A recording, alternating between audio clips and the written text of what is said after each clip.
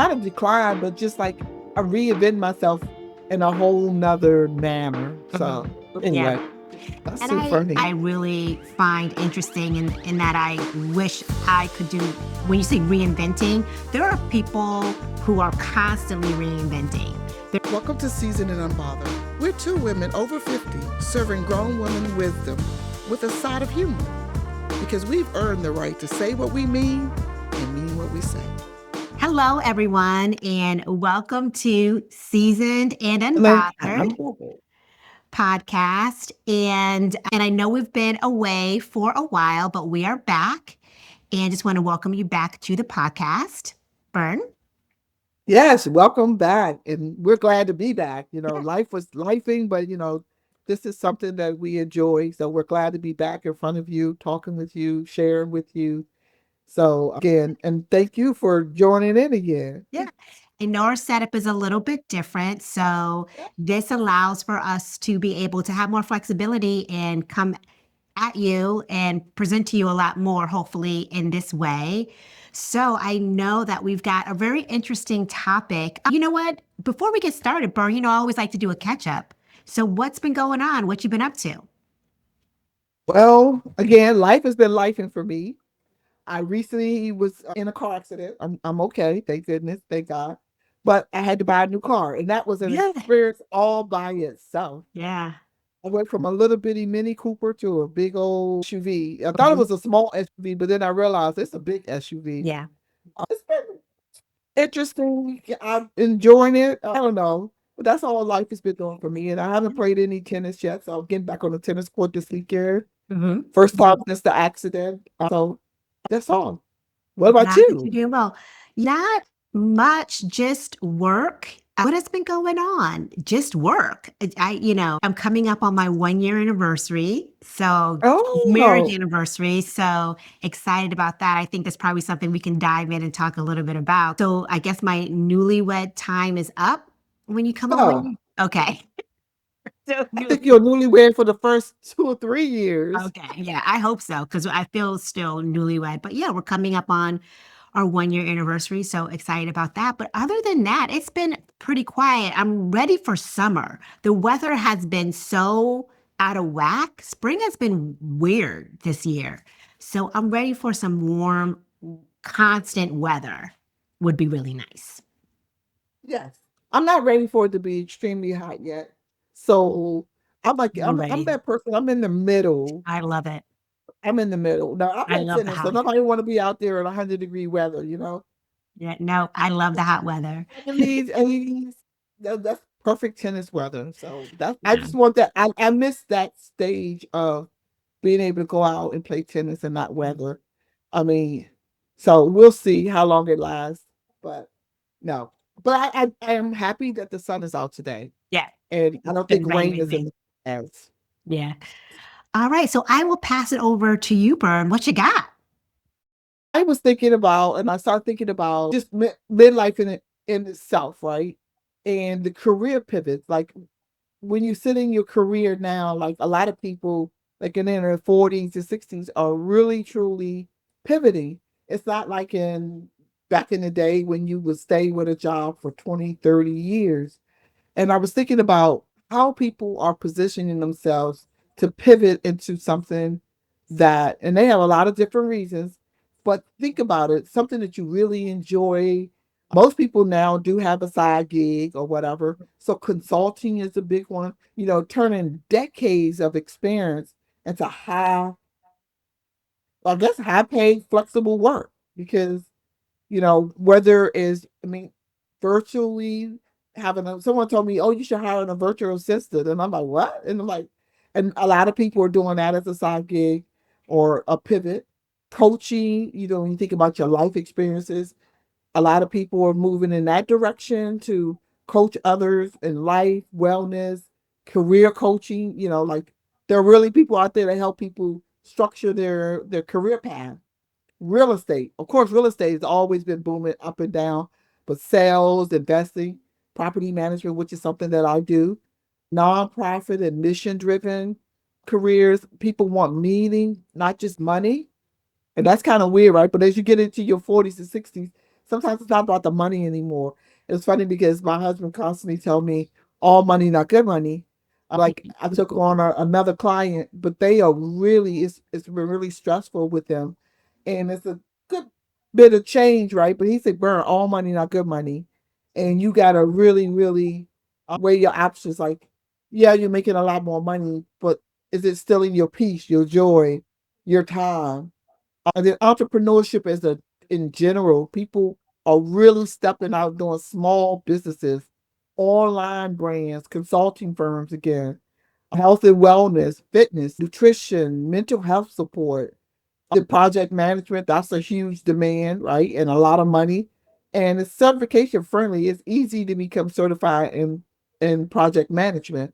And then you have the tech adjacent, roles right now with the AI tools.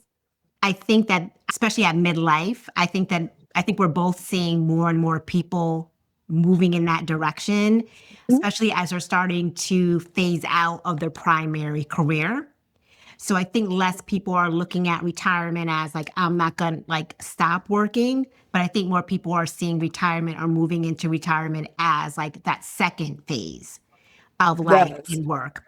So I think that a lot of it is about what is, I think for me, it's about what is going to bring me joy. I've said this, like, my profession, I like what I do. I'm good at what I do, but is it my passion? Does it bring me joy? No. But there are other parts of my life that do bring me passion and joy, and why not make money doing it?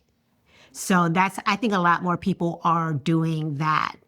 That's the vibe that I'm getting Well, from it people. doesn't even feel like a job when you're doing something that you're Yeah. passionate about, right? Hmm. Something you really enjoy. It's not like a job. I mean, it has its moments where it Yeah. probably feels like a job, right? But for Mhm. the most part, the core work is not. It's not a. It may not even take a lot of effort from you for the most part, because Mhm. sometimes where our joy is also where our gift is, Yeah. right? So when you're gifted at something, it doesn't take a lot of work. You can do it maybe with your eyes closed, hypothetically, but the other thing is also it's the timing, right? Midlife is the best time to pivot for many because you finally know what you're good at, right? You know what you're good at. You know what you're passionate about. Because sometimes you don't even know. Because one minute you're here, one minute you're there. You're like, where am I? I'm all over the place. And you evolve, right? So what you were passionate about when you were in your 20s definitely can change. Like Yes. some people, once they have children, then they Mhm. learn that like something if they have a child that have an illness or other things, they become very passionate about finding a cure, or finding ways to help support families who are going through it, right? Being a support financially. How can they help? And then you also have you kind of done proving yourself, because a lot of times, sometimes we get into fields of things because our parents and we want to make them happy or feel proud. So we venture into those things because we know that's what will make them happy. But then you get to a point where it's not about proving to anyone or myself anymore Mhm. about anything. So now I can again follow my passion, follow my heart, Yeah. flexibility. Think about some of the people who get burnt out I doing what think, they're yeah, doing. I think it's the flexibility piece. It's like, when you've been in the kind of the grind for so long, especially if you've been in corporate America for a long time, I'm looking forward to that time when I can have that flexibility. I enjoy content creation. I enjoy this whole thing, and it's something that I want to do more of, but my 9 to 5 limits that. So I'm excited about that phase when hopefully I'll be able to make this maybe not my full time, but my part time, more part time as I look to start to scale back in my 9 to 5 work. And I think a lot of people are feeling that way. I think you brought up like consulting work. I know a lot of folks because I'm in human resources, and I know a lot of human resources professionals that have left corporate and are doing more consulting because there's actually more money that can be made in that. And they've asked me plenty of times, Tamika, do you want to do HR consulting, HR consulting? And I'm just like, well, if that was my passion, then yes. But I don't have the passion to do it outside of my 9 to 5. I don't have the energy. Well, and then also the next thing you have a network of that you built over the years, more so than you do when you're younger, right? So then you Yeah. have a plethora of people that you can lean on, talk to, Mhm. bounce things off of, and just the relationship you built over the years that can really propel you to the next level, whatever it is you're trying to do. And then last, I would say you're motivated by purpose and not titles. Yeah. When you get out of the title thing, right? And it's really funny because in my business, Mhm. outside of my 9 to 5, if it I don't think I have a 9 to 5, I have a 9 to whatever. But outside of that, I also find that that often I lost my train of thought. See, that's what happens in midlife. That is too funny. That is too funny. Okay, I was All so the time. I walk into a room, I'm like, why am I in this room? Why am I here? oh my goodness, I really did lose that thought, y'all. It still haven't come back. But anyway, so let's move on. But it's also an era of second adulthood. Like it's like your Yeah. second chance, like getting it, like doing whatever. A reinvention phase, and not a decline, but just like a reinvent myself in a whole nother manner. So Mhm. Yeah. anyway, that's And too funny. I think I one thing that I really find interesting and that I wish I could do when you say reinventing, there are people who are constantly reinventing. They're constantly like, hey, I'm doing this, and then they're off to this, and then they're off to that. And at one point I thought, oh my gosh, you should do the same, like kind of linear, like you should do the same thing. And I'm starting to really value and appreciate people who can pivot and change and do new things. I actually think that that's a gift and a plus of people who can start businesses and start other businesses and kind of, like I really think that that is a It'd be wonderful. a good and a bad thing. My husband would start a business and put it down in a heartbeat and pick up another one. Yeah. But I think that that to me is, I don't know, I think there's something really valuable in that. It's not for everybody. Like for me, I spend so much of my life just about feeling secure. So not having or not knowing what I'm going to do next was very scary for me. So that's why I stayed in human resources. I've stayed at jobs where I've been miserable at just because it's consistent and that's what you're supposed to do.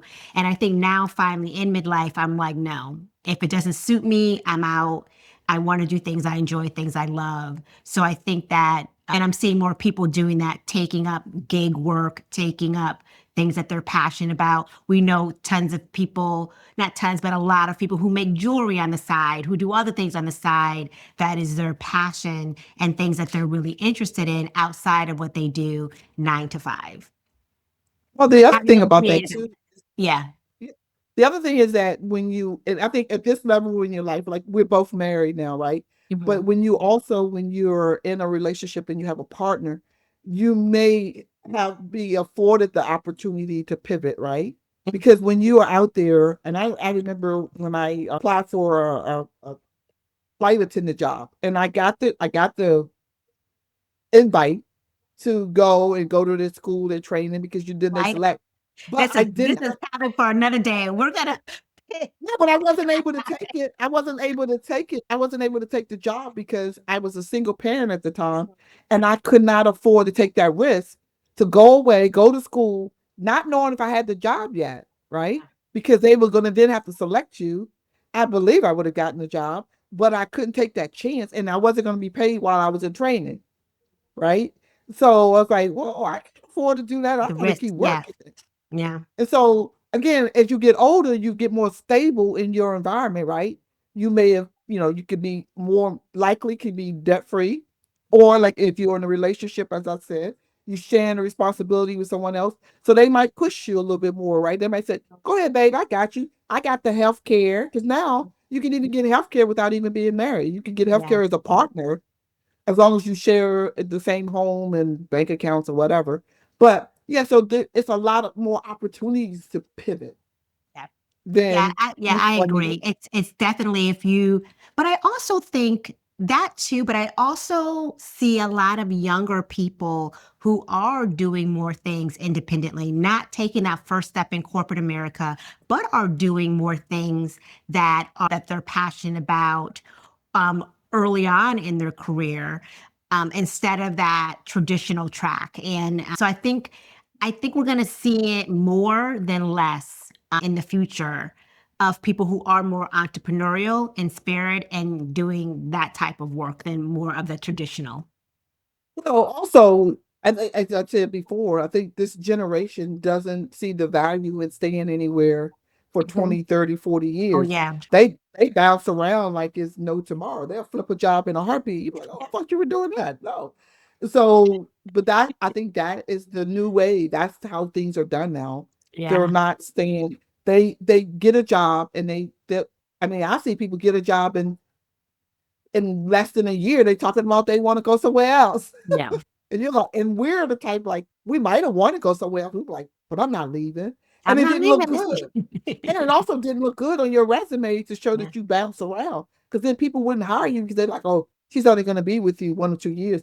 And I used to tell people all the time, the learning curve on almost any job is at least a A year, six year. months to a year. Hmm. And so if a person doesn't stay with you longer than a year, they didn't even gain or give to you everything that they should have, could have.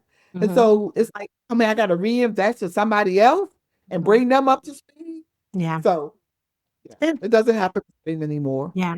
But no, it's But just yeah. that's noticing. And so I'm glad we talked about it a little bit. But, Yeah. you know, No, I love seeing women, men pivot, especially at midlife, whether or not it's expanding their business, going into their own practice, doing those things. I love it because I think that so often, like I said, it's been something seen for the young. And now that, I think that we've taken that risk too. And I think that's a wonderful thing. Yeah. so yeah. So again, let us know. Have you pivoted or have you been thinking about it? Have you thought about it? Do you want to do it? I'm interested in seeing what you all have to say about it. Yeah. What type of jobs? If we haven't mentioned a particular field or area, what do you think? What do you think? What I mean, well, of those who are a little younger, because there are a few people who are not quite in their mid yet, and are looking at our podcast. I hear it all the time. Tell me what you think and what you're thinking about. Yeah. We would definitely love to do it. Please leave it down in the comments. And I do not want to forget to say, please don't forget to like and subscribe and follow if you haven't already. We would really appreciate it. It's one of our goals is to grow this channel and grow this And then, podcast, and we cannot do that without you. I know people are watching, but not everybody is subscribed. I see that I go behind the scenes and I look at those analytics. So please, if you are watching this, just hit the follow, hit the thumbs up.